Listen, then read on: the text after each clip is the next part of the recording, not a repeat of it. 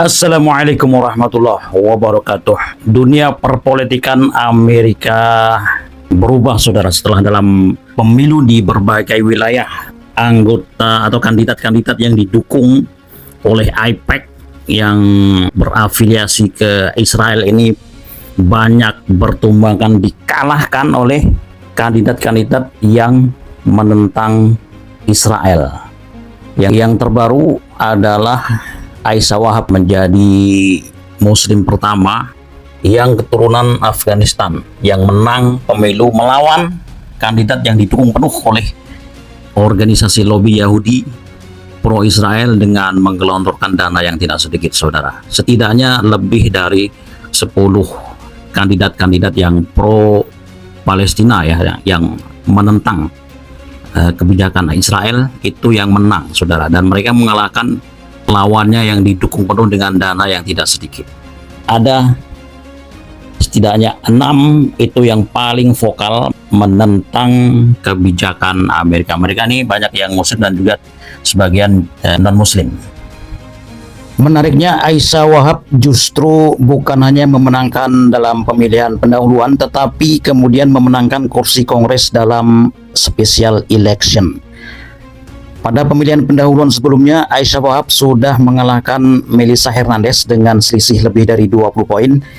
Setelah itu, jaringan AIPAC meningkatkan belanja besar-besaran untuk membantu Hernandez dalam pemilihan 20 Agustus yang lalu. Namun Aisyah Wahab tetap menang dengan 53,9% berbanding 46,91%. Menariknya, kedua kandidat Aisyah Wahab dan Melissa Hernandez akan berlanjut bertarung pada November 2026 mendatang karena keduanya akan kembali berhadapan untuk masa jabatan penuh 2 tahun. Kemudian yang kedua ada Abdul El Sayed dari Michigan.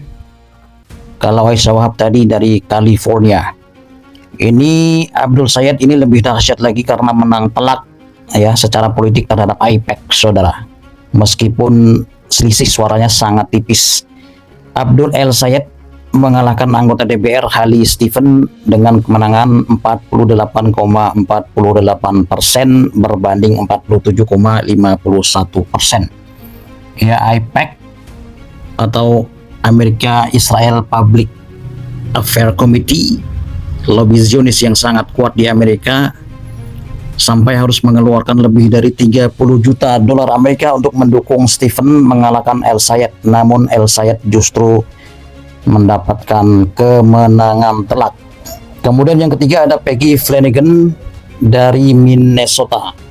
Ini juga kemenangan yang sangat menarik karena wakil gubernur Minnesota Peggy Flanagan mengalahkan anggota DPR Angie Craig dalam pemilihan pendahuluan Demokrat untuk Senat. Flanagan secara terbuka mengatakan ia tidak akan menerima uang dukungan dari AIPAC dan menuduh Israel melakukan genosida di Gaza. Ia kemudian mengalahkan Craig yang lebih dekat dengan posisi establishment Demokrat. Jadi dia positioningnya jelas, itulah yang membuat dia menang.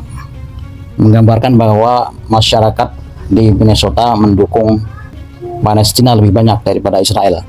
Yang keempat ada Angie Nixon baru saja dari Florida membuat kejutan pada 18 Agustus yang lalu. Ia mengalahkan Alex Vindman dalam Democratic Senate Primary, pemilu pendahuluan Demokrat untuk Senat dengan kemenangan 56,1% berbanding 43,9%. Padahal perbedaan sumber daya kampanye sangat besar, sekitar 975.000 US dollar untuk Nixon berbanding 16,3 juta untuk Vindman yang didukung oleh AIPAC. Nah, kandidat yang berikutnya ini menarik, 3 orang dari New York pendukung atau di backup penuh oleh wali kota New York terpilih Zohran Mamdani. Ada Beth Lander dengan mengalahkan petahana Dan Goldman yang didukung oleh AIPAC pro Zionis. Kemudian ada Daria Liza Avila Chevalier mengalahkan petahana juga Adriano Espeliet. Dan Claire Fardes juga menang dalam primary Ia mendukung BDS dan penghentian bantuan militer AS ke Israel.